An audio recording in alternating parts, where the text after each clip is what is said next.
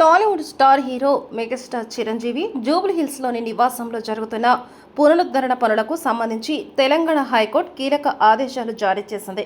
చిరంజీవి దాఖలు చేసిన పిటిషన్పై స్పందించిన హైకోర్టు ఆయన నివాస నిర్మాణాల క్రమబద్ధీకరణకు సంబంధించి గ్రేటర్ హైదరాబాద్ మున్సిపల్ కార్పొరేషన్ అధికారులు చట్టబద్ధంగా నిర్ణయం తీసుకోవాలని ఆదేశించింది.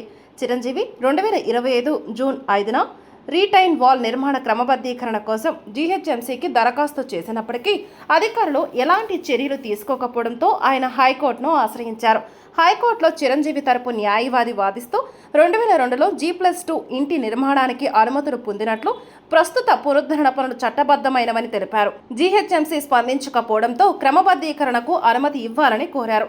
జీహెచ్ఎంసీ తరపు న్యాయవాది దరఖాస్తుపై త్వరలో చట్టపరమైన ప్రక్రియ ప్రారంభిస్తామని కోర్టుకి తెలిపారు. అన్ని వాదనలు విన్న హైకోర్టు జీహెచ్ఎంసీ చట్టబద్ధంగా నిర్ణయం తీసుకొని ఉత్తర్వులు జారీ చేయాలని ఆదేశించి పిటిషన్ విచారణను ముగించింది. ఈ తీర్పుతో చిరంజీవి నివాస నిర్మాణాల క్రమబద్ధీకరణ ప్రక్రియ వేగవంతం కానుంది.